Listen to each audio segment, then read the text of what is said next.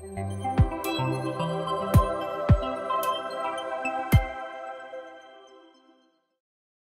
semuanya, kembali lagi dengan saya Givariel Ketama, selaku host di Biar Farm Podcast.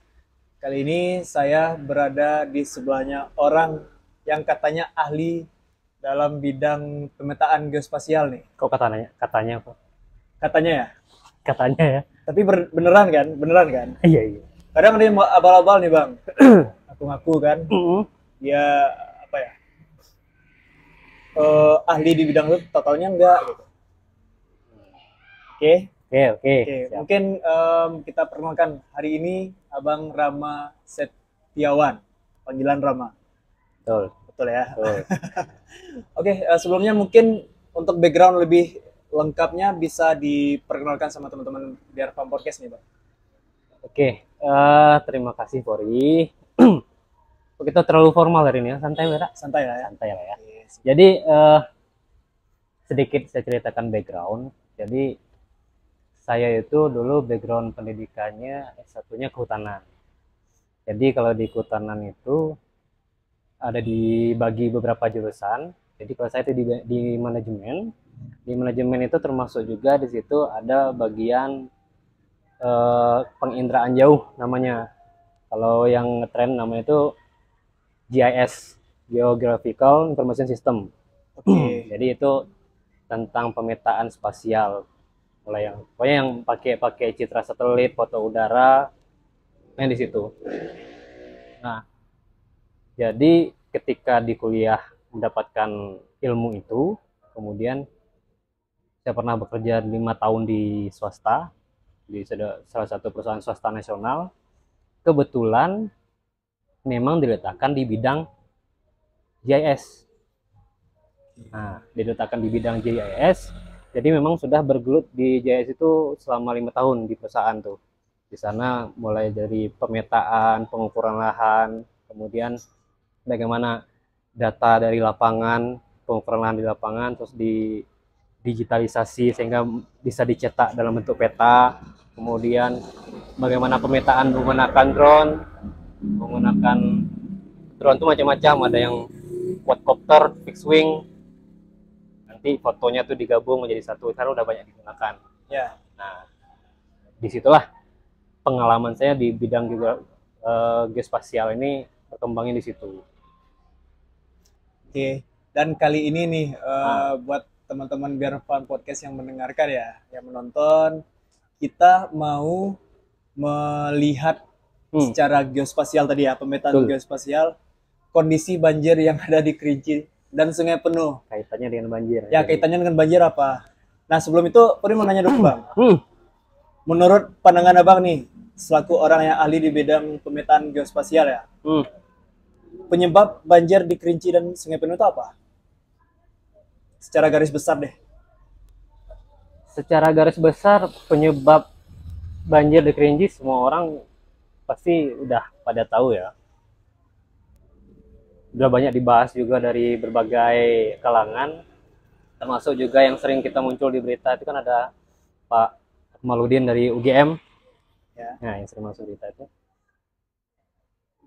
yang pertama kali itu jelas hujan ya. Penyebab banjir pertama curah hujan tinggi. Hujannya memang nggak bisa kita pungkiri, secara data ya, memang tinggi, sangat tinggi. Kemudian yang kedua itu kemampuan lahannya untuk mempertahankan air di bagian hulu itu sudah jauh menurun. Karena apa? Karena mulai dari keterbukaan lahan, karena kegiatan orang berladang, kemudian kegiatan penambangan pasir. Kemudian ada lagi masalah di sungainya yang mulai mendangkal, menyempit. Setelah itu baru ada masalah sampah dan lain-lain. Jadi banyak faktor yang banyak faktor. Tidak bisa kita anggap bahwa banjir itu hanya karena kayak obat mujarab ya. Jika A maka B. Jika terjadi masalah banjir maka masalahnya pasti ini. Tidak mungkin.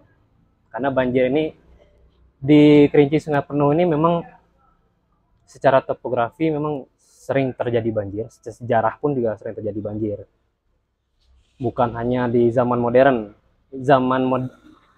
kolonial Belanda pun memang Belanda fokus di Kerinci membangun infrastruktur untuk banjir.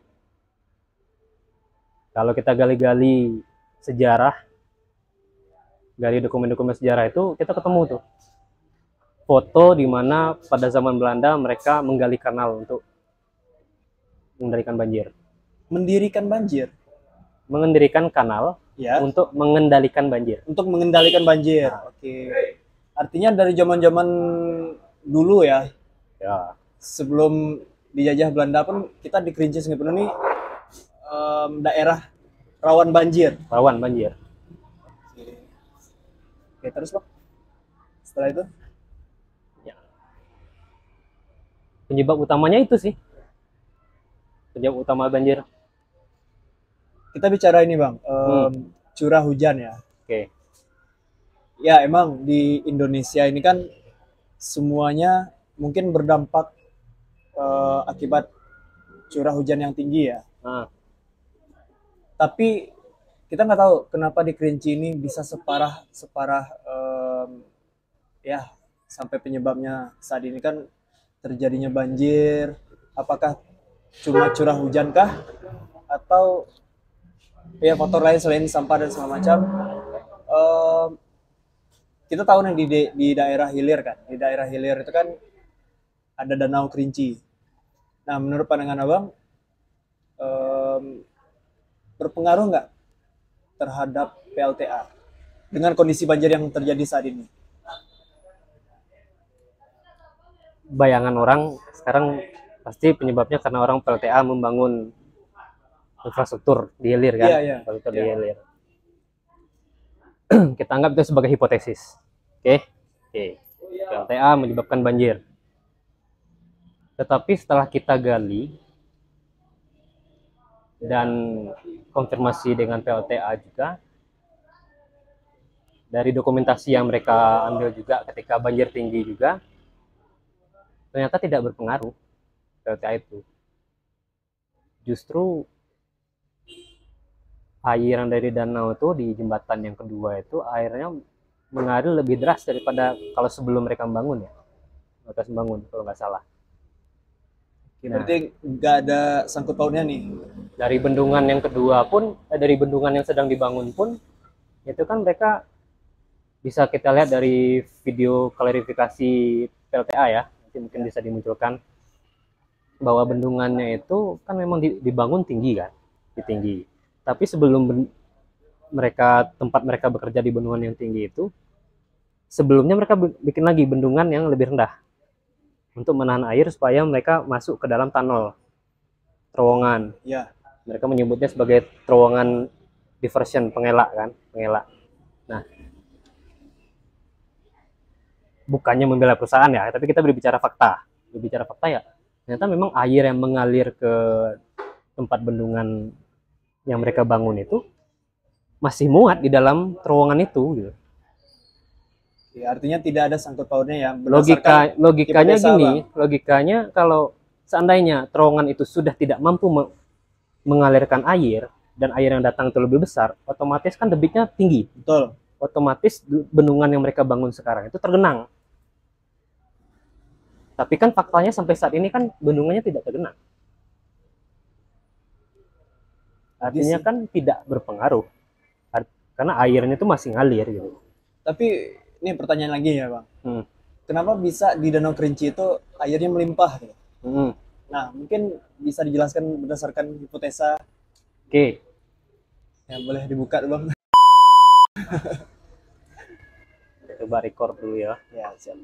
Nah, jadi saya pernah karena akhir-akhir nih heboh isu banjir. Kemudian kebetulan juga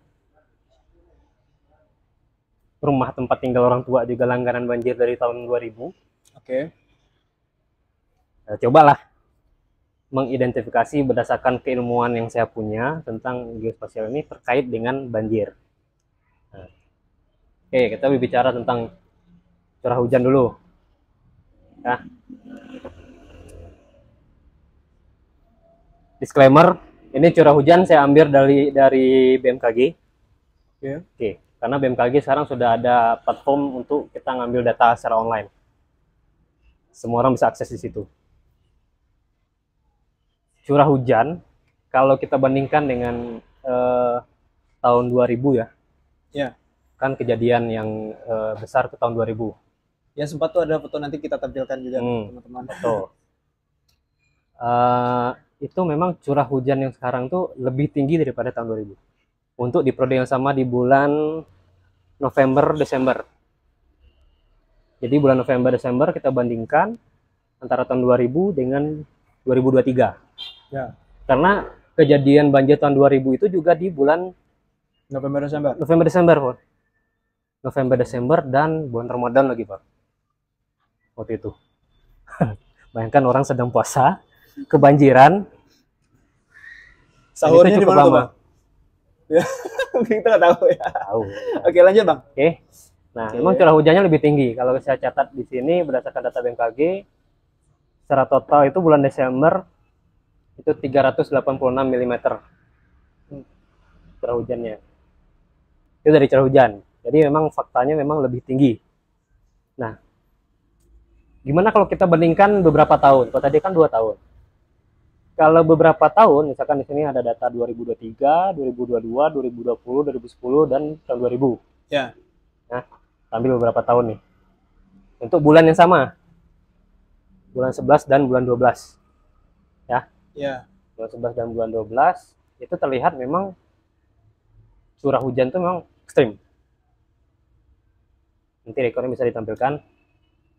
Curah hujannya memang ekstrim. Karena kalau kita lihat di sini, tahun-tahun sebelumnya, tahun 2022, tahun 2020, itu curah hujan bulan November, Desember tuh nggak terlalu tinggi, cuman 240-an lah. Paling tinggi di bulan November tahun 2022. 240 mm. Milimeter. Oke. Itu satu dari curah hujan. Terus apa lagi fakta yang mau kita buka nih? Apalagi yang ada yang sudah meneliti deh. Wilayah terdampak. Kalau saya hitung-hitung, ini berdasarkan citra satelit yang saya ambil mulai dari tanggal 31 Desember. Ya. Jadi satelit yang saya pakai ini adalah satelit Sentinel 2. Itu dia akan mengambil gambar setiap 5 hari sekali. Mengambil gambar 5 hari sekali, tapi tergantung cuaca. Dia tetap mengambil gambar, terlihat apa tidaknya bentuk permukaannya tergantung awannya tebal apa tidak. Oke. Karena ada beberapa tanggal itu awannya tebal, jadi nggak bisa terlihat di bawah itu banjirnya sudah sejauh apa. Saya dapat tanggal 31 dapat, tanggal 5 dapat, tanggal 10 ketutup awan. Dan terakhir tanggal 15. Itu kelihatan. Dan ini tampilannya. Ini tampilan tanggal berapa nih, Bang? Ini bukan tampilan ini, tapi hasil perhitungan ya, digitasi tentang wilayah terdampak banjir kita itu mulai dari Sulak sampai Danau itu 3.692 hektar. Dari Sulak sampai dari hulu ya, dari hulu ke hilir ya. Wilayah terdampak 3.692 hektar. Yang terdampak tuh di mana aja, Bang? Itu ada dari Sulak Mukai, kemudian ke hilir lagi Erangan Barat, Timur, Batu Tujuh, Sisir Bukit, Kota Baru, Hambarawang, Sungai Penuh, Tanah Kampung, Pemudebay, Setinja Laut, Kuyin Danau, Danau Kerinci. Itu kecamatannya. Kalau desanya nanti dijabarkan lebih banyak lagi. Oke. Kecamatan ya. Ini kecamatan-kecamatan yang terdampak ya. Dan ini gambarnya nih. Oke. Yuk, lanjut, Bang. Nah. Terus kan ada pertanyaan orang-orang. Kan udah berapa hari ini terakhir ini curah hujan dibilang tidak terlalu tinggi kan? Cukup rendah kan? Ya, dibandingkan dengan beberapa hari yang lalu ya. Dibandingkan dengan beberapa hari yang lalu. Boleh dimakan tuh, Bang, meleleh. Meleleh. Oke, lanjut. Apalah nanti. Oke. Nah, ada di berita-berita online itu yang beberapa kali menyatakan bahwa pemerintah tolong cek dong simpul-simpul airnya. Simpul-simpul air itu apa, Bang?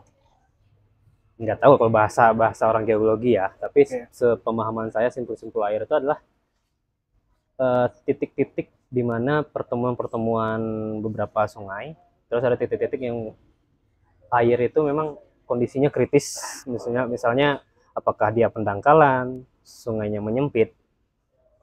Tuh.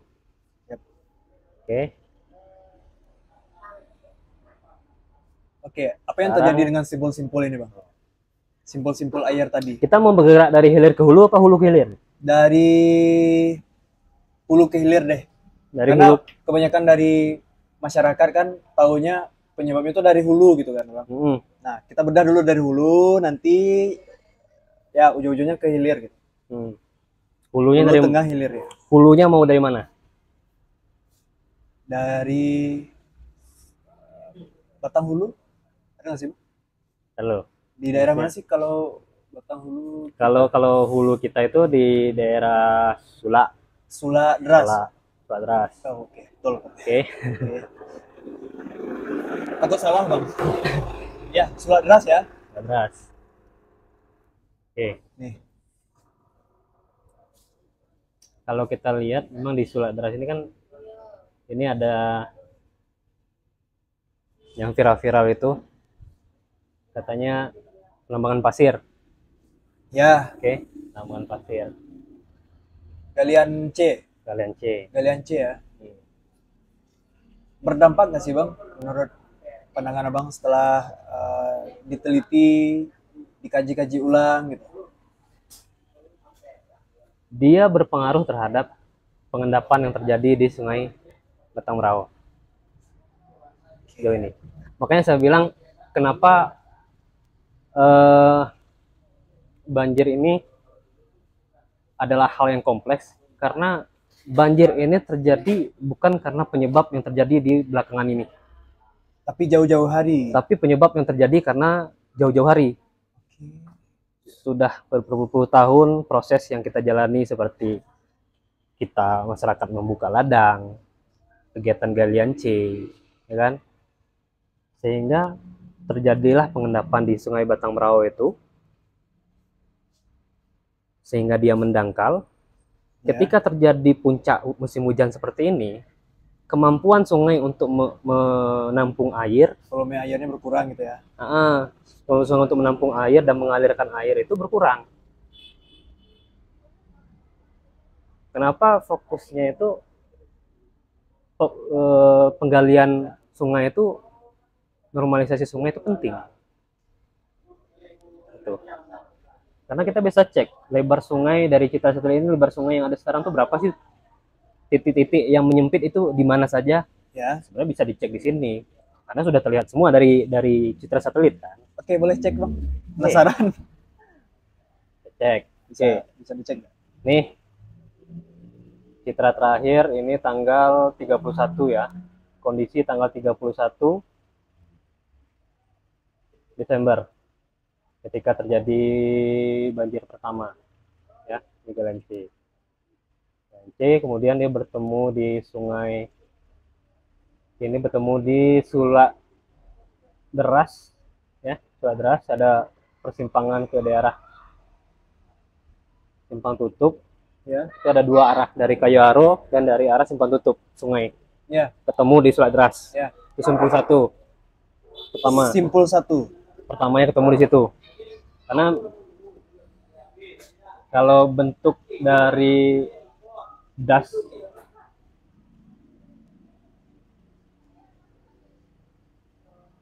nah ini. Oke. Ini bentuk dari yang kuning. Yang kuning ini adalah daerah tangkapan air namanya.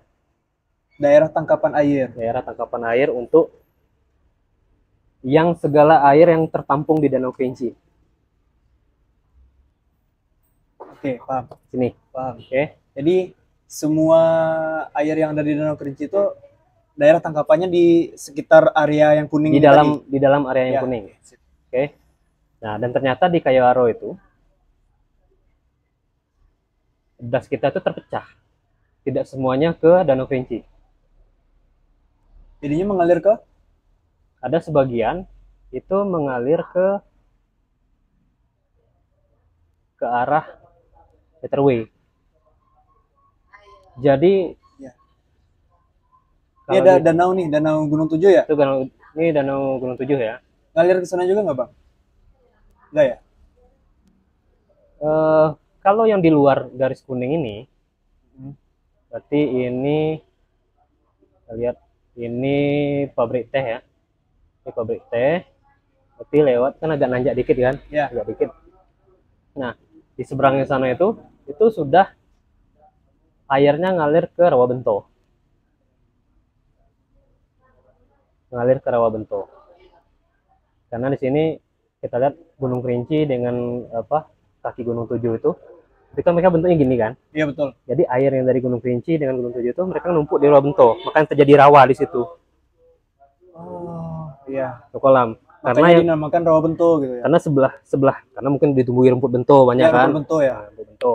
Jadi yang arah ke Sulak itu nggak ada air yang ngalir ke situ.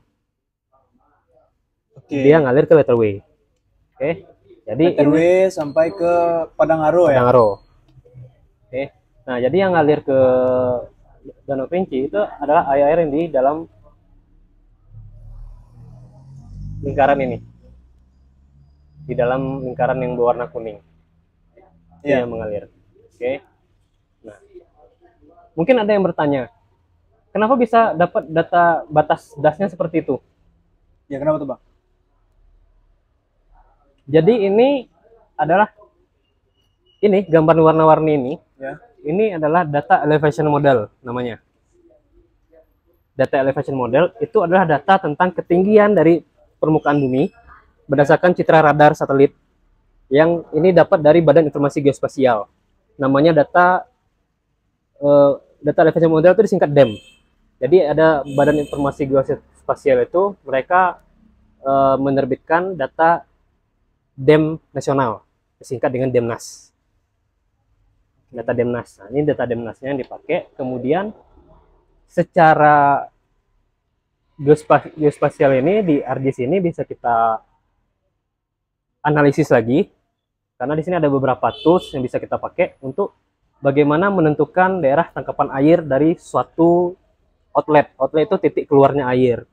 Kalau di sini saya pakai titik outletnya itu adalah di jembatan panjang Danau Kerinci yang kita masuk ke Danau Kerinci. Oh ya, oke. Nah, itu titik terakhirnya. Titik dia keluarnya di situ. Di tempat-tempat orang-orang festival danau ya, Bang.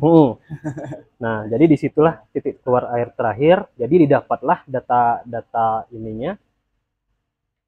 Batas dasnya seperti ini, For. Karena dari data sini bisa dapat berbagai macam data seperti ini adalah data air itu mengalirnya kemana saja, lewat mana saja air itu mengalir. Karena dia akan menghitung, oke, ini lebih tinggi, lebih rendah, berarti aliran airnya mengumpul di sini. Ya. Nah, dapat yang data coklat-coklat itu apa? Itu data streamline-nya. Streamline-nya. Stream itu aliran. Oke. Aliran airnya. Oke, lanjut, Bang. Ya, lanjut. Nah, berarti hulunya kita di sini ya, tarik hulu. Simpul satunya tadi di sini ya, di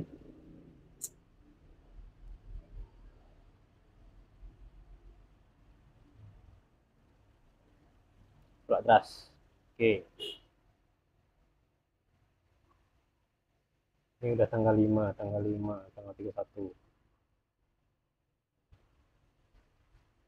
Jadi yang sekarang ini data di tanggal berapa tadi, Bang? Kalau boleh tahu. Kita ambil data ini ada tanggal 31, tanggal 5, 15. Terakhir 15. Terakhir tanggal 15. Ini yang nampil sini tanggal 15. Nah.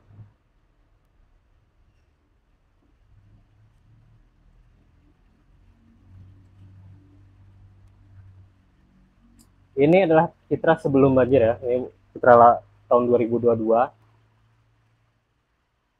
Ini kondisi di tempat di mana kalau orang dulu bilang yang di pinggir jalan ada tempat pengolahan pasir itu, Ya. pinggir sungai. Itu ini. Dan Lokasi ada di mana tuh, Bang? Lubuk Nagodang. Oh, oke. Di Lubuk Nagodang, masih Oke. di arah-arah hulu ya. Daerah Hulu. Oke.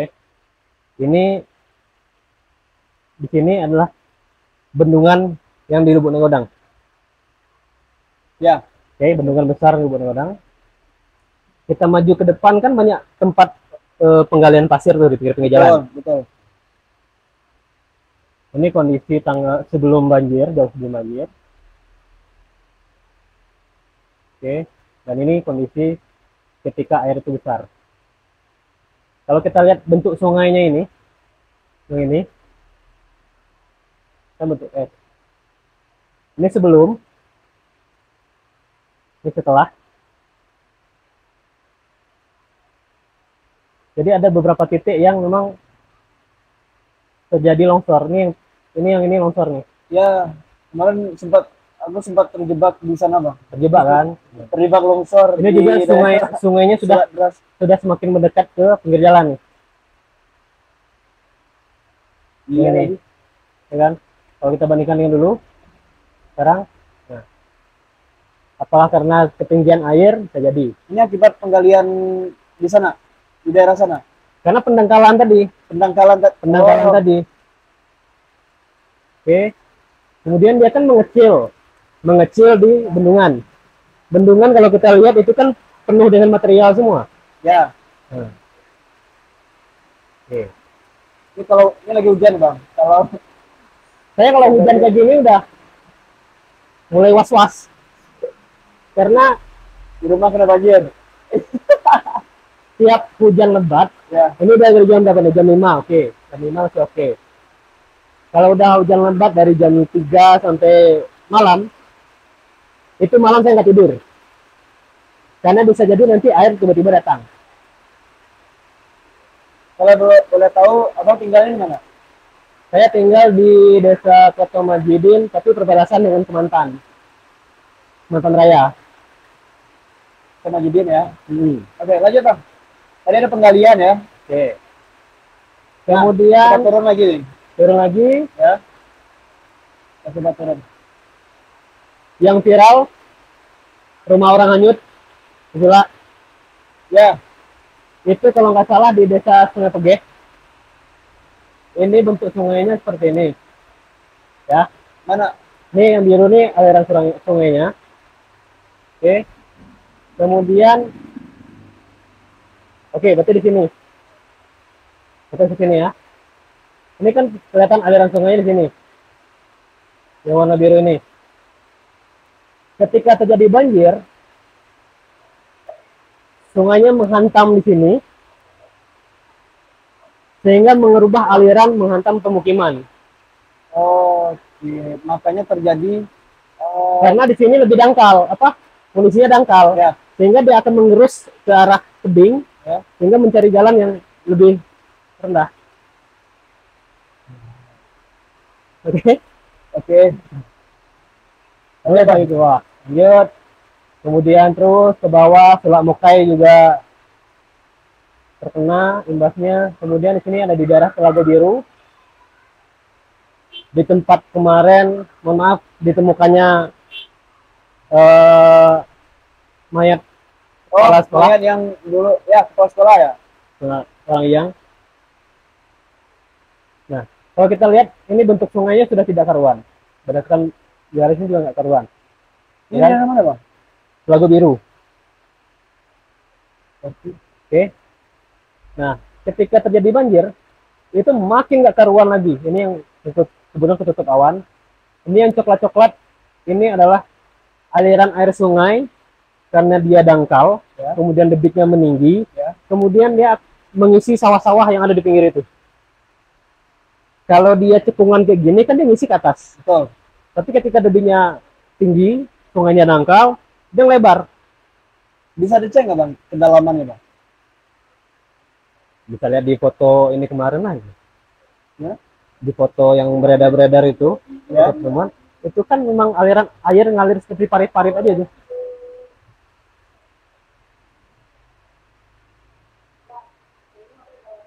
Oke. Lanjut Bang. Oke, kemudian masuk ke desa Kota Dua Lama ya, Buruk. Nah, tadi ngelebar, Ya. melebar, kemudian sampai di Kota Dua Lama itu kan mereka mengecil lagi karena di jembatan kan, mengecil lagi tuh, kecil, sehingga sungainya itu melimpah kemana-mana. Oke, nah di sini di Sumurut ini terjadi jebolan limpahan air Sungai Batang Merau ke arah Kemantan. Oke. Ya terlihat. Ini mengarah ke sini. Air yang dari Sulak tadi ya? Dari Sulak, Batang Merau, limpah ke sini. Nah, limpah kita tanggal 31. Nah, terus ini, tanggal 31. Melimpah ke arah Kemantan. Makanya kenapa wilayah Puskesmas Kemantan sampai Kemantan Raya itu terendam banjir. Karena dia pertemuan juga air dari Batang Merau dengan air dari wilayah Kendung. Simpul lagi. Simpul lagi. Dan ini yang nantinya menyebabkan mengumpulnya air di daerah Kota sampai Sungai Tutung. Ini jalan. Tutung. Jadi sekarang jalan di Sungai Tutung itu udah ketutup ya Bang? Kalau pas banjir kemarin ketutup, kalau sekarang udah bisa lewat. Udah bisa lewat. Beberapa hari yang lalu? Ya. Kalau kita lihat kondisi terakhir tanggal 15 udah kering. Ini tanggal 15. Ya. Oke. Nah. Ini tanggal 31, waktu masih besar-besarnya banjir. Oke. Nah. Oke, setelah itu apa lagi Bang?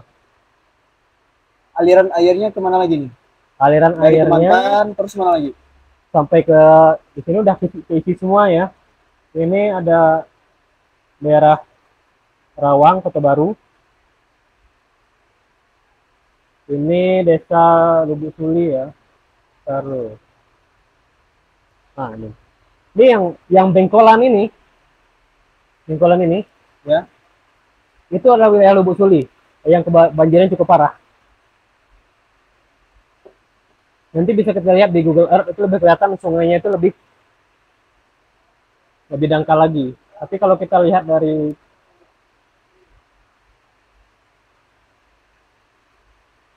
sini, nah, memang ada beberapa titik yang memang kalau air sungai kan radarnya ini tembus ya, tapi dasarnya kelihatan. Jadi ada beberapa posisi yang aliran airnya itu dasarnya itu nanjak. Makanya terjadi penyempitan volume air karena dasarnya itu menanjak, otomatis air di hulunya itu kan naik lebih tinggi, lebih tinggi, tidak tertampung, lebih tinggi, sehingga ketika datang air yang curah hujan besar, alirannya debitnya besar, lebih cepat melimpah. Oke. Oke, lanjut Bang. Lanjut, kita fokus ke tanggal 31 dulu ya. Tanggal 31 dia mulai mengisi semua nih, daerah Tanah Kampung, Lubuk Suli, terus Kota Baru. Katanya kenapa daerah Kota Baru itu banjir? Karena dia dari Lubuk Suli ini melimpah ke rawa-rawa di belakang Kota Baru. Melimpah, terus alirannya ini ada dua nih. Artinya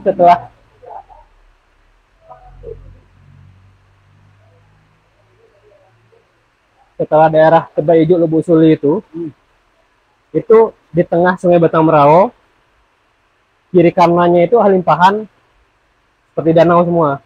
Kiri kanan, kanan Kota Baru, kiri daerah Kota Lanang Sungai Tutung. Ya. Nah, sampai ke daerah Simpang Tiga Rawang. Karena dari Kota Baru alirannya ke Simpang Tiga Rawang.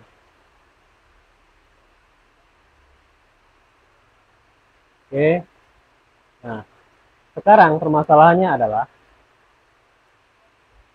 air yang melimpah dari Kota Lanang Sungai Tutung itu kan tidak mungkin kembali masuk ke Batang Rawo. Karena apa? Karena posisi sungai itu di atas. Oh ya. Posisi sungai itu di atas. Airnya ngalirnya kemana? Airnya mengalir lewat Sungai Air Hitam ini, dan dia akan ketemu lagi dengan Batang Merau di daerah Tanah Kampung.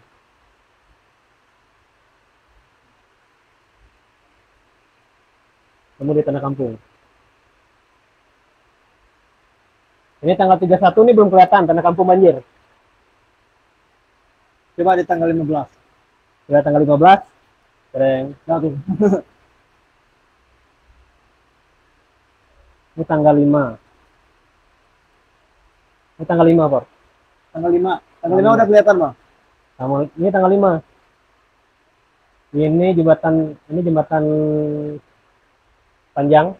Ya. Rinduan, Sangkin, Tanah Kampung, tanggal 5 udah terendam semua.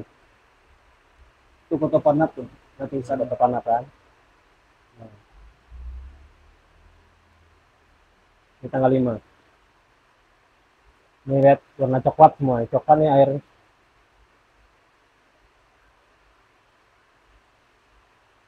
sedimen semua nih. Nah, ada yang ini, Bang. Ada yang bertanya-tanya kan. Nah, di daerah Debay itu kenapa bisa airnya meluap? Lanjut dari Tanah Kampung, airnya ini kan di Tanah Kampung itu posisinya krusial. Kenapa tuh? Karena pertemuan antara tadi air dari Sungai Tutung itu, Ya. dari Tam, kemudian pertemuan lagi air dari Tanah Kampung, Ya. air dari Hyang, air dari Hyang, Batang Sangkir, Ya, dari Sungai Tutung tadi ya. Sungai Tutung ketemu dengan Batang Merau. Batang Merau. Maju lagi, Batang Meraunya ketemu lagi udah di Batang Sangkir. Betul. Udah dari berbagai arah tuh, numpuk jadi satu tempatnya nih. Numpuk jadi satu. Nah, ini dari Batang Sangkir nih, dari Hyang. Kemudian yang sebelah kiri ini dari air dari Batang Bungkal, saya penuh. Ya. Batang Bungkal saya penuh. Terus sampai ke Debay. Bertemulah mereka di Debay ini, di desa pinggir air. Jadi memang penumpukannya di situ semua, penumpukan. Nah, di sini ada yang unik, For. Apa yang itu, Bang? Tanggal 5, ini ada perbedaan antara bagian yang atas sama yang bawah. Di bawah kering, maksudnya surut lah. Oke. Oh, iya ya. Ini nih. Ya kan? Oke, ini dari daerah Tanjung Pauh ya. Ini jalan kan, Bang? Yang hitam itu jalan. Yang hitam jalan kan? Hitam jalan. Yang kanan, ya berarti kalau kita dari Tanjung Pauh, sebelah kiri jalan ya. Yap. Sebelah kiri jalan tuh masih seperti danau. Oke. Sebelah kanannya udah mulai surut. Ya. Ke danau. Kenapa? Kenapa tuh, Bang?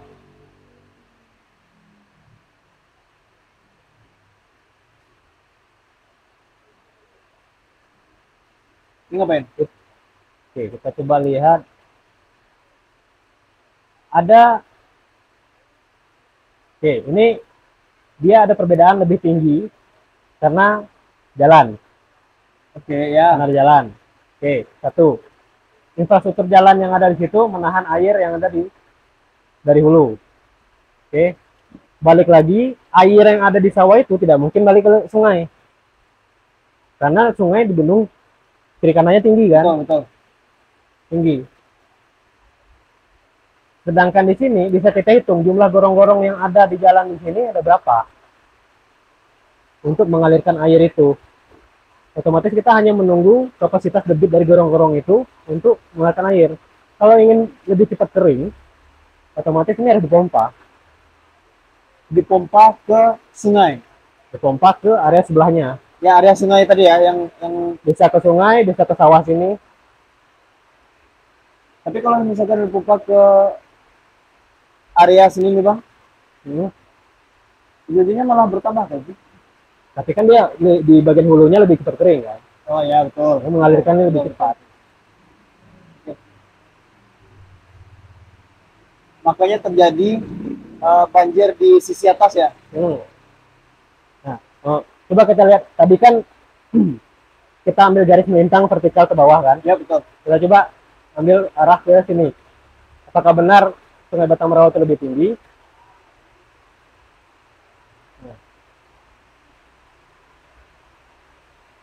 Oke, biar kebayang kita balik garisnya.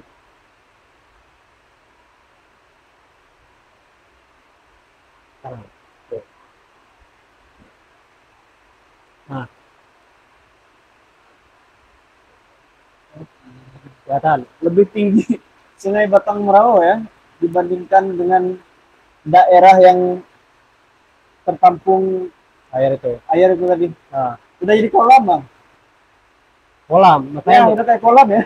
di Kerincian ada beberapa titik kolam kalau kita lihat tadi kan. Ada satu di sini, di Dubai, Ya, di Tanah Kampung tadi kolamnya, betul. Kan? Dua, kolam, kemudian di daerah Rawang. artinya ada permukaan tanah yang tidak merata. Jadi bentuknya cekung gitu ya bang. Cekung. Ini dari mana? Terus kita lihat lagi ke bawah, Lihat. terus ke Danau Kerinci. Ya, ini daerah Semerat ya. Ya, ini udah Danau Kerinci nih di sini. Danau. Nah, pas di danau udah lebar gitu. Lebar danau. Jadi kan dia menyempit arealnya. Ya. Nah, kita lanjut lagi ke danau ya bang. Menurut abang nih, akibatnya apa sih? Kenapa bisa Danau Kerinci itu meluap? Karena air yang dari hulu tadi ya? Atau gimana? Danau itu kan aliran air keluarnya cuma dua. Cuma ada 2 titik air keluar. Ya. Di Jembatan Panjang 1, kemudian di tempat yang sedang dibangun PLTA bendungan pintu airnya 1. Oke. Coba mungkin bisa di zoom. Di zoom sini ya. Nah, tempat airnya keluar 2 sini. Nah, yang jembatan panjang mana? Jembatan Panjang di sini. Oke. Jembatan Panjang di sini. Jembatan kedua sini. Nah, yang kedua sini. Nah, di situ tempat ini ya, tempat aliran air dari PLTA. Betul. Oke. Bangunan bendungan air PLTA ini.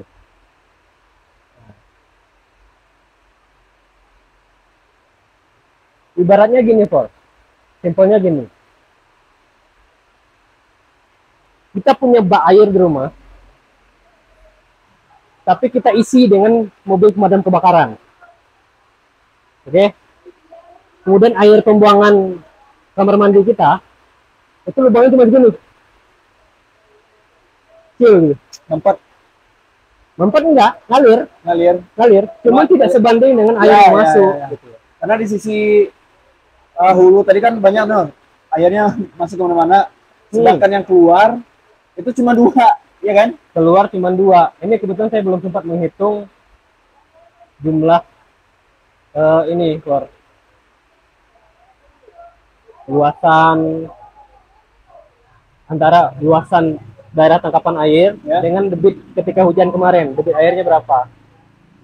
Karena luasan daerah tangkapan air untuk Danau Kerinci itu ada 102.400 hektar.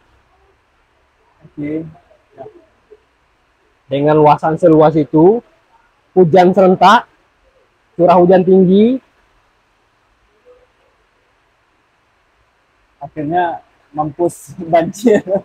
Tapi kita masih beruntung punya Danau Kerinci karena dia ada tempat penampung.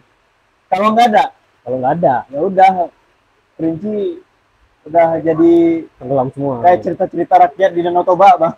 Ya. Okay. Bahkan juga sempat ini ada yang viral tuh, pulau buatan ya, pulau yang keseret yang mengapung aliran ya. banjir, ya nggak sih? Tuh, itu mirip dengan pulau yang ada di film Life of Pi. Kalau nggak tahu film Life of Pi, silakan tonton, judulnya Life of Pi. Ya, Itu film tentang apa? Manusia yang terjebak karena badai di lautan, kemudian menemukan sebuah pulau pulau baru yang mengapung dari pohon-pohon, mirip kayak gitu pulaunya. ini bang, ini Oke, ada lagi dua. isunya lagi apa lagi, Por? Apa lagi? Kita jawab lagi isunya lagi, Por. Kita kupas semuanya teman-teman. Cepat. Penyebab banjir yang ada di Kerinci bersama ahlinya. Enggak ahli-ahli banget juga sih, tapi tahu lah. Punya Betul, data, tahu ya. punya data, punya datanya. Oke, lanjut. Bendungan PTA itu ngaruh nggak sih? Nah, kebanyakan orang bilang ngaruh tuh bang. Sebenarnya Ngaruh ya. enggak ya? Atau gimana? Coba dijelasin. Kita ambil nih garis ke depan kayak gini ya. Oke. Ini awalnya di danau. Yap. Ini akhirnya pas di bendungan. Di pintu yang mana? Yang kedua? Di aliran? Pokoknya di danau lah. Awalnya Oke. di danau sampai ke bendungan. Oke, kita ambil ujungnya. Karena dia garis lurus kan, bukit-bukit. Di danau itu dasarnya itu ada di 770, sekitar 775 ya, mdpl. Sedangkan bendungan PLTA itu posisinya ada di sini sekitar 750, 760. Ya.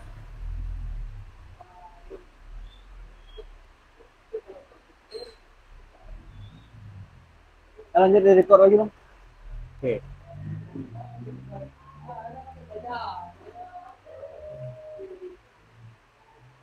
Ini kemencet tadi.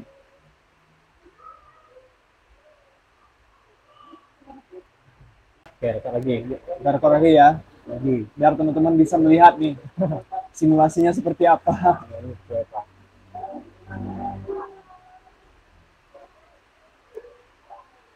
Coba dari Pulau Pandan.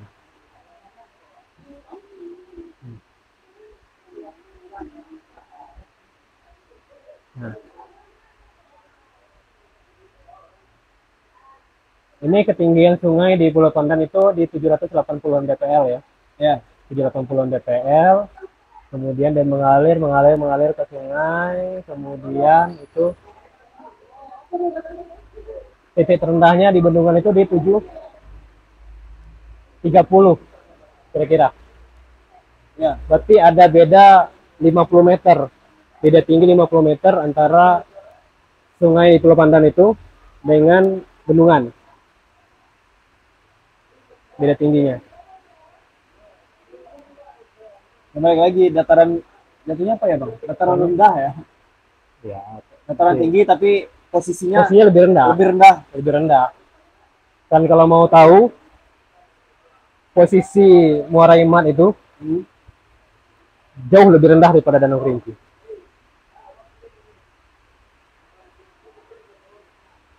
Gitu. Nah, bendungan masih ada beda tinggi. Artinya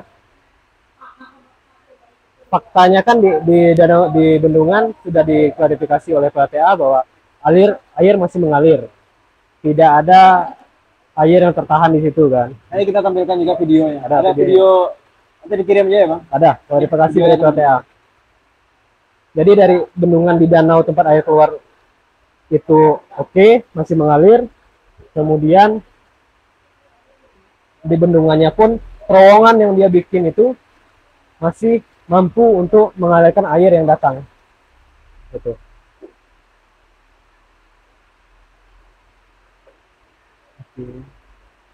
Artinya diklaim lagi sama PLTA pengaruh banjir yang ada di Kerinci ini tidak ada sangkut pautnya dengan PLTA. Itu hipotesa ya yang saat ini sudah abang kaji, sudah abang rangkum gitu ya.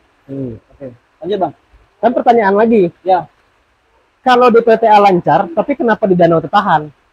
Nah, itu dia. Ya kan? Ya. Kenapa tuh, Bang? Karena di sepanjang sungai Batang Merangin, keluar dari Danau Kerinci kan Batang Merangin tuh. Sungai Batang Merangin itu, kalau di daerah Pulau Pandan, Pulau Sangkar itu kan masih lebar kan. Ya. Sungai yang lebar, sungai-sungai itu kan masih bisa terisi air.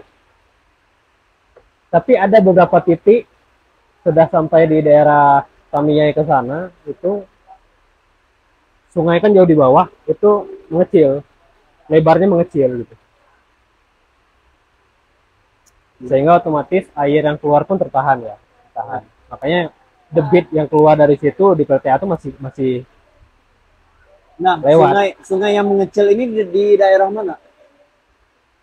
Coba.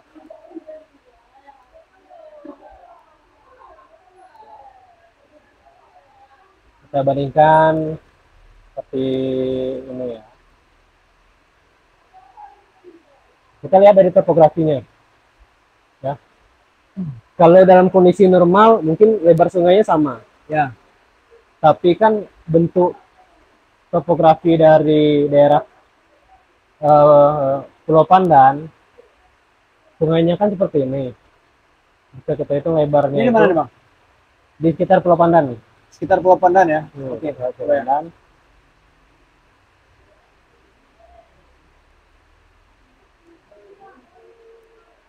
Lebarnya berapa nih, Kor? Anggaplah dari sini dari 100 sampai 350, 360. 340 lah, 340 misalkan. Di sini kan. Sungainya ya? 340. Artinya kalau sungainya yang apa? Waktu normal mungkin lebarnya cuma 50 meter mungkin paling lebar kan. Tapi kalau ketika kondisi banjir karena dia sawah lebar gitu kan. Itu sekitar 100 sampai 340, berarti ada 240 meter yang bisa terisi air tuh. Ya. Ya kan? Tapi kondisinya di daerah hilir lagi. Hilirnya Pulau Sangkar. Pulau Sangkar kan terendam tuh. Nah, daerah sini kita ambil daerah Pematang Lingkung lah ya. Daerah Pematang Lingkung itu kita ambil di sini sungainya. Oke.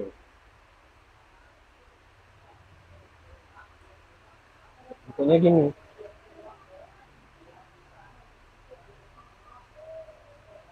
Kalau kita anggap airnya setinggi inilah, ini udah tinggi banget. Nih. Dari 760 sampai 190, 60, 190 kurang 60 berapa? 130 meter. 130 meter. Yang bisa terisi air. Dengan kedalaman sekitar 20 meter lah. Itu pun kalau air naik sampai 20 meter kan. Dia nyempit. Tahan. Artinya dia lebih kecil. Betul. Lebih kecil. Penampang sungainya lebih kecil. Jadi bisa ditarik kesimpulan, ya Danau Kerinci itu ya ibarat kalau misalkan RIT ya Bang, input proses output ya.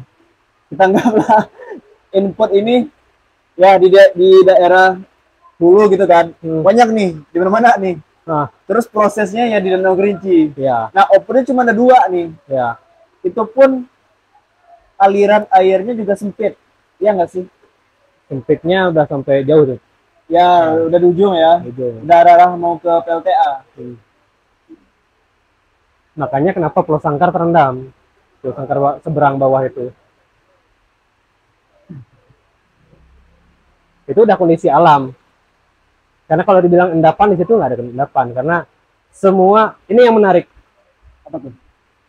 Kalau kondisi normal, antara sungai Batang Merawa dengan Batang Merangin kondisinya beda kan? Betul. Batang Merawa keruh, tiba-tiba di Batang Merangin jernih. Ya lagi. Itulah salah satu fungsi dari Danau Kerinci adalah sebagai penampung endapan itu. Dia tersaring di Danau Kerinci. Tapi bayangkan apabila Danau Kerinci ini dengan terus-menerus endapan terus. Sekarang kondisi Danau Kerinci sudah terjadi delta. Ya. Delta apa nih delta? Nah ya. Mungkin teman-teman yang menonton nih nggak tahu nih delta itu apa. Bisa dijelasin nggak Bang? Coba. Delta itu apa sih? Ini apa nih? Delta itu adalah bentuk dataran yang seperti tanjung yang menjorok ke dalam danau. Ya. Itu terbentuk dari hasil endapan pasir yang terbawa di Batang Rawo. Endapan pasir ya. Pasir, tanah, sampah juga di situ. Membentuk sebuah pulau delta. Bentuk tanjung. Tanjung ya, Tanjung Delta namanya. Tanjung atau delta lah istilahnya. Dan ini contohnya. Ini contohnya nih. Gimana tuh Bang? Nah, ini pokoknya di ujungnya Batang Rawo yang masuk ke Danau Kerinci.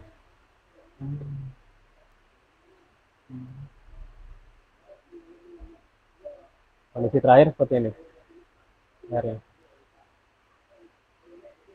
Kita tahu nih kalau dulu kan sama di Jakarta benar-benar. Contoh lah di Jakarta. Di Jakarta tuh nggak ada danau Bang. Iya nggak sih? Danau, tapi kan digali waduk-waduk kan. Digali waduk-waduk gitu kan. Nah sekarang mungkin kita patut bersyukur juga ya karena ada danau yang bisa menampung air-air yang banjirnya tadi ya. Jadi kalau kita berbicara masalah sungai, ini kan yang terlibat sebenarnya kan ada BWS. Badan Wilayah Sungai itu di bawah Kementerian PU. Jadi mereka juga ada beberapa rencana lah yang saya dengar dulu itu. Seperti membangun embung air. Embung air itu seperti waduk, Bor. Seperti waduk ada di beberapa titik di Sungai Penuh ini. Jadi seperti rawa-rawa yang kita lihat selalu tergenang sepanjang tahun itu mau digali. Mau digali dibentuk memang sebagai tempat penampungan air. Kemudian Rencana ya. Nah, kemudian untuk memecah aliran kan dari Batang Sangkir yang dari Hiang itu kan alirannya cukup deras kalau musim hujan. Karena dia daerah tangkapan airnya kan itu dari daerah Hiang, Pungut, Metik. Ya. Nah, itu dari situ. Alirannya cukup deras. Jadi untuk memecah alirannya itu mereka mau bikin seperti sodetan Jakarta. Seperti kanal banjir timur, kanal banjir barat itu. Sungai Batang Sangkir ini sebelum dia masuk ke Batang Rawo itu mau digali sodetan langsung ke danau sehingga tidak menumpuk di Batang Rawo. Karena kalau deras air dari Hiang, ya, Batang Rawo ini ketahan airnya belakang. Ketemu kan, otomatis yang belakangnya ketahan kan. Tapi ya rencana ini belum terrealisasikan kan. Masih dalam tahap kajian perencanaan tuh. Kajian perencanaan. Menurut Bang sulit nggak? Enggak sih. Ya, tergantung lagi pemerintahnya gimana. Karena kalau pembebasan lahannya nggak terlalu banyak sih. Menurut saya nggak terlalu banyak. Bisa lah. Oke. Kalau mau. Mau apa? Kalau mau, semuanya bisa. Ya, tidak ada yang tidak mungkin ya. Tidak ada yang tidak mungkin. Nah, menurut Abang nih Bang. Oke. Ini udah mencair kok. Ya, makan dulu Bang.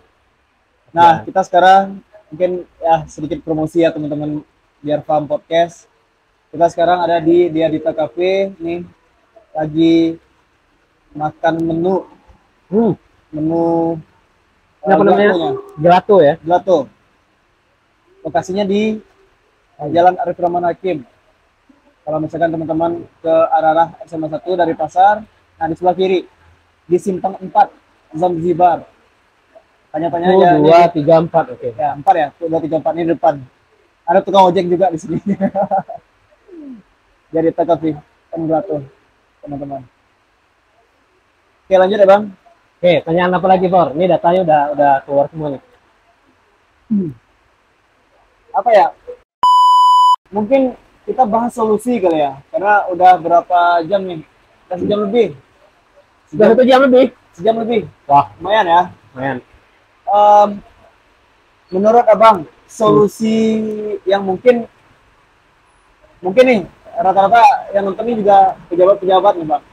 pejabat-pejabat pemerintahan lah ya, Oke. yang menonton, masyarakat-masyarakat yang ya yang menonton di sini, yang peduli terhadap kebaikan, rata-rata juga caleg. Banyak saya undang di sini, Bang. Ya, Nah, ya, ya, menurut ya. pandangan Abang sebagai seseorang yang ahli di bidang pemetaan geofiskal ya, apa? Menengah dulu deh, sorry. Pendek dulu, yang pendek dulu. Pendek, menengah, panjang. Saya mau nyebut yang itu tapi jangan. Apa tuh? Nggak usah. Ini lah. Tapi ini. Ya tapi sempat viral kan yang Abang maksud tadi. Saya tahu nih, saya tahu nih. Oke, Dit. Oke.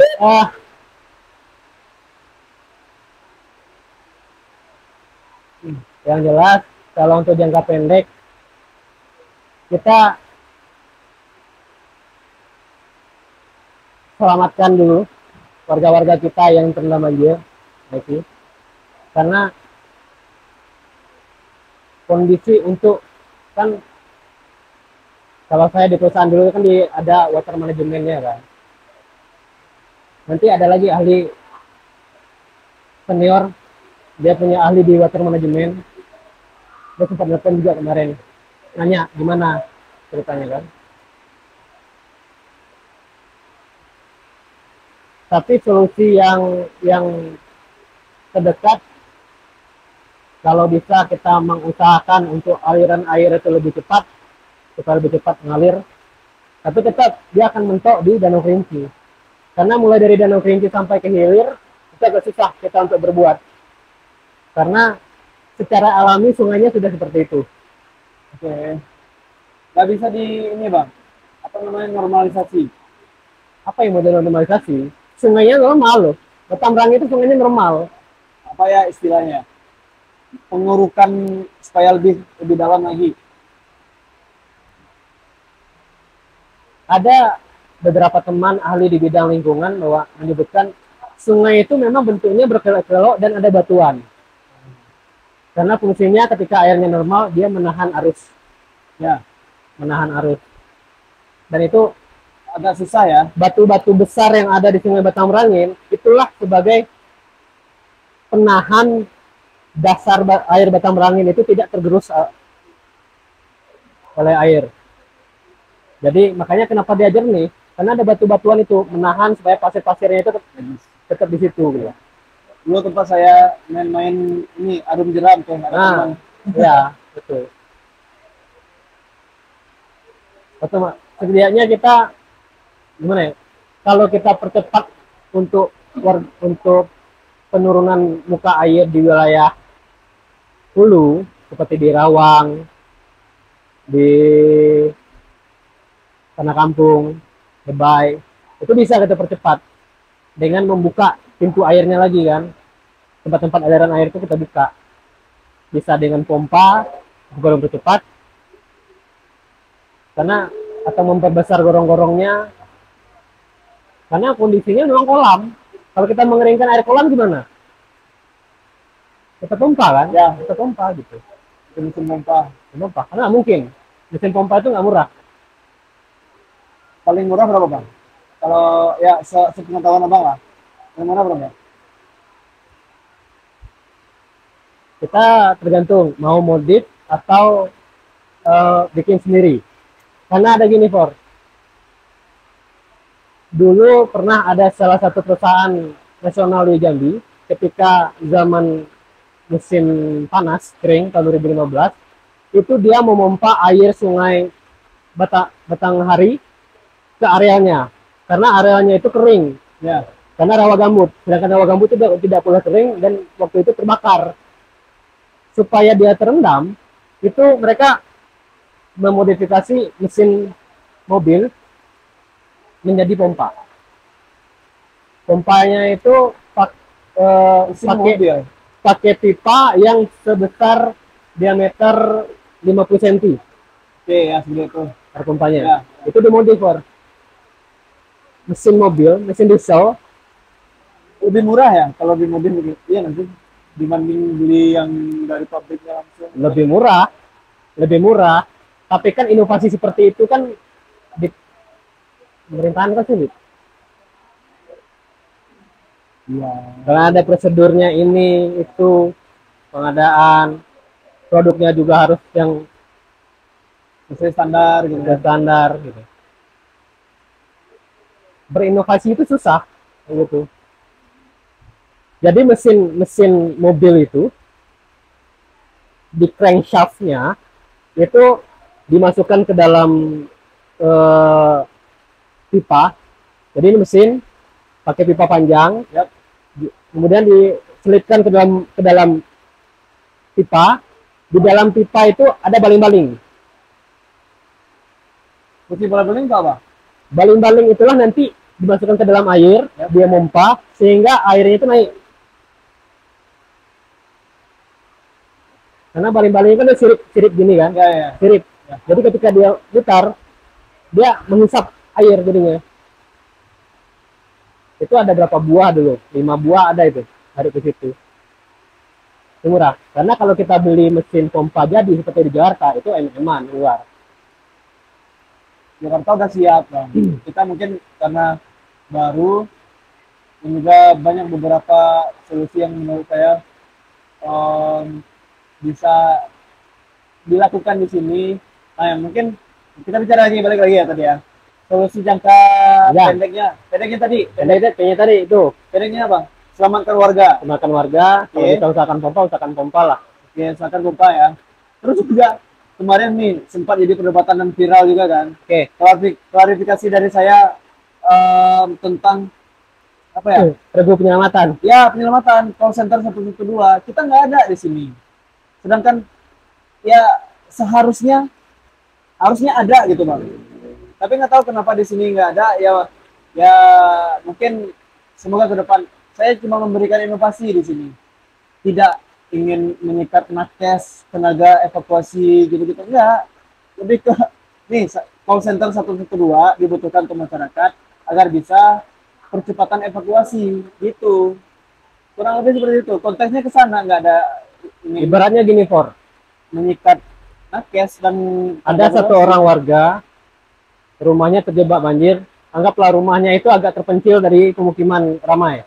Yap, Ya kan? yap. Bagaimana cara menghubungi? Anggap sinyal masih sampai nih. Yap, Sinyal masih sampai. Ya kan? Mungkin dia bisa menghubungi keluarga. Kalau dia orang sini. ya. Kalau tiba-tiba dia orang perantauan, tinggal di Kerinci, Tidak punya tidak punya keluarga di sini. sini, Mau siapa? tidak punya kenalan siapa yang bisa menyelamatkan, Ya. dia menghubungi siapa? Nah, itu dia, Bang. Konteksnya itu kan. Menurut Abang saya salah nggak? Di dalam konteks itu nggak salah, tapi kan salahnya di Ya, tuh. mungkin cara penyampaian saya juga. Cara penyampaian. Tapi kalau misalkan penyampaian nggak kayak gitu nggak bakal didengar, Bang.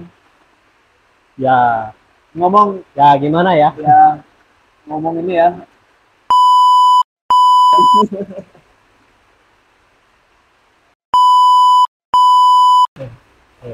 Kita balik lagi bicara Jelek, menengah. Menurut Abang nih.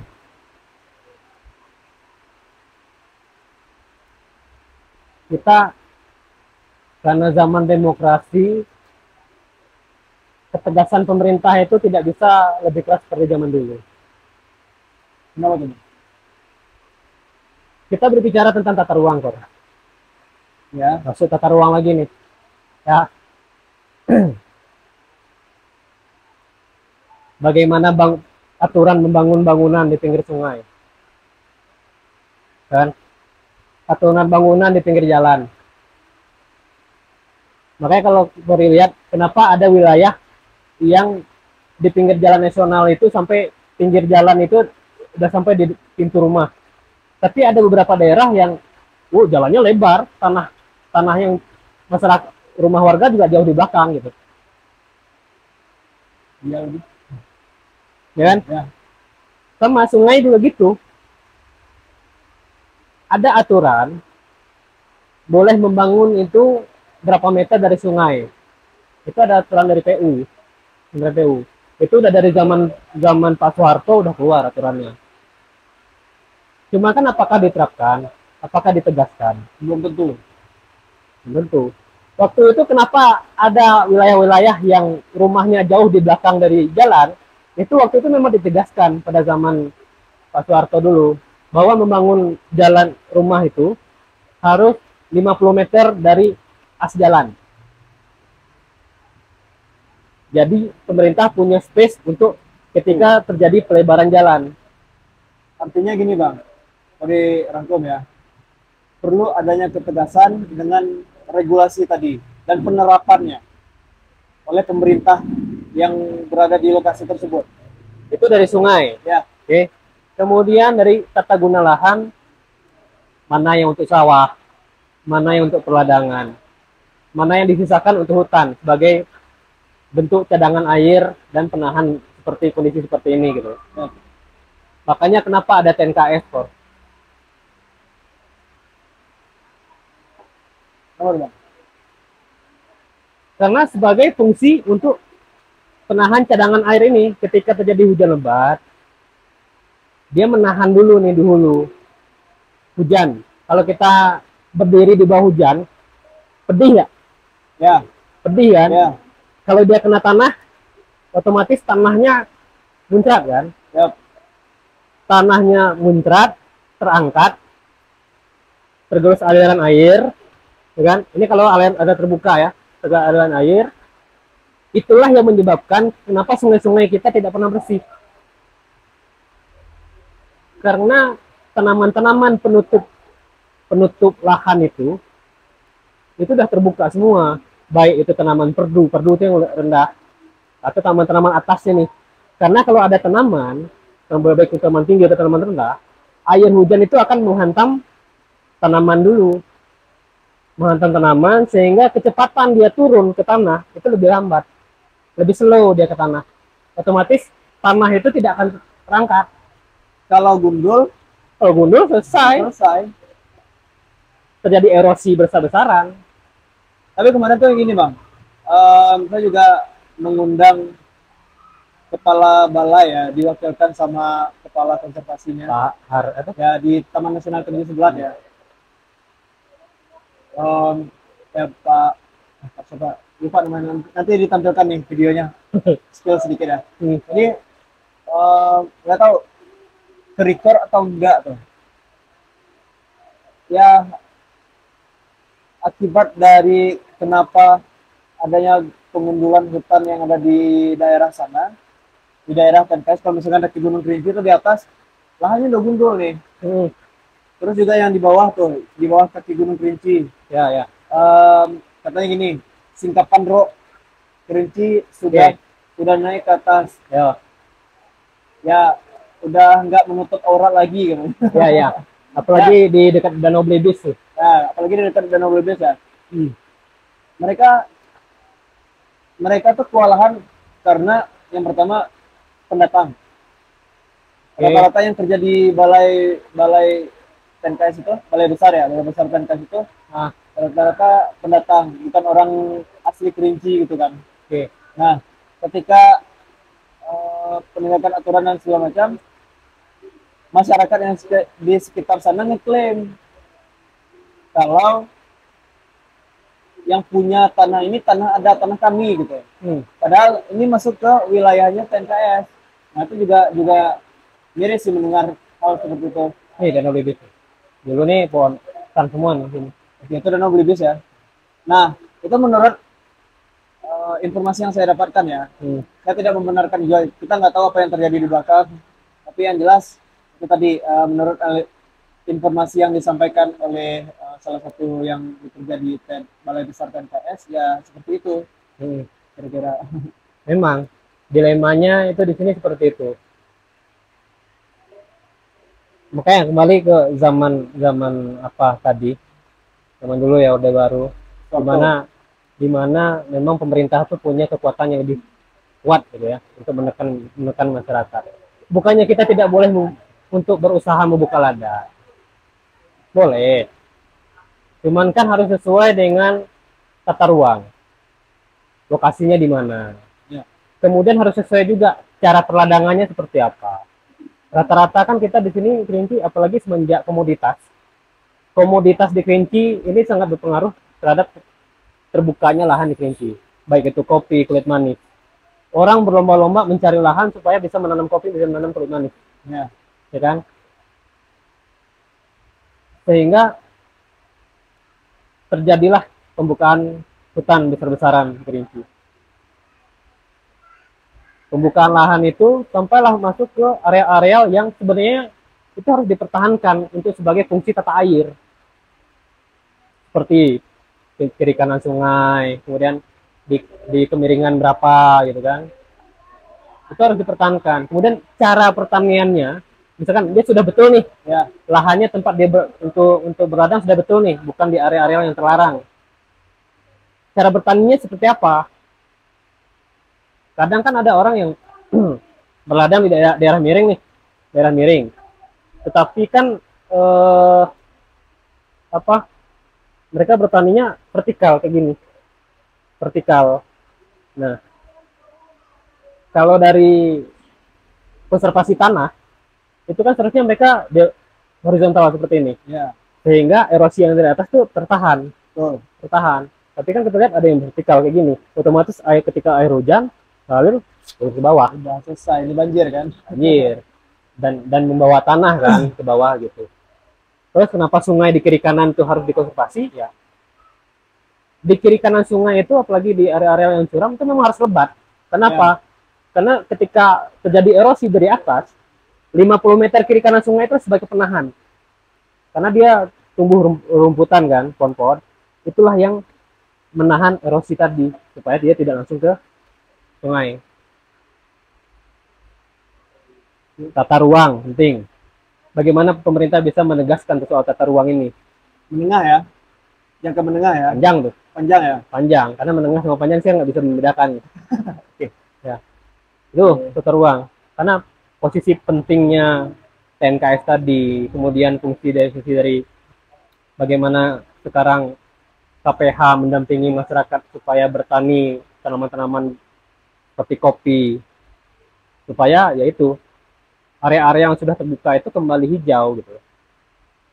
Ketika tutupan lahannya sudah bagus, otomatis kan erosi berkurang, ya. Aliran runoff-nya berkurang, sehingga dia bisa menahan air di atas tadi. Jangka pendek sudah, jangka menengah panjang mungkin kita samain aja lah ya. Nah itu udah bukan domain saya sebenarnya, udah domain bagian perencanaan daerah. Bagaimana ya daerah ini kalau bisa bikin forum lah untuk mengundang para ahli, karena di Kerinci ini kita banyak punya ahli ya. Adakan kajian-kajian terbuka gitu kan, untuk bisa menganalisa. Masyarakat secara umum juga boleh mengasih masukan. Karena ada yang ahli water management, ahli geologi, banyak di sini. Banyak planologi kan? Juga planologi. Ada. Kalau planologi, sipil arsitektur juga banyak. Banyak. Kalau saya telekomunikasi beda. beda ranah. Engineer-nya beda. Ya, kalau telekomunikasi kan yang penting sinyal HP aman. Internet aman. Gak tahu deh sekarang banjir aman atau enggak. Kayaknya aman lah ya. Level backbone kita juga udah jauh nih bawah. Bawah tanah. Paling itu sih Bang. Sebelumnya terima kasih buat teman-teman Garpan Podcast. Semoga video ini bisa bermanfaat. Tujuan saya untuk membedah nih kronologisnya seperti apa, terus juga kondisi yang di beberapa daerah seperti apa. Nanti kita tampilkan simulasinya di video ini. Terus juga kita membahas solusi untuk menekan pemerintah agar bisa berpartisipasi di sini lebih lebih dekat lagi sama masyarakat, lebih bisa membantu masyarakat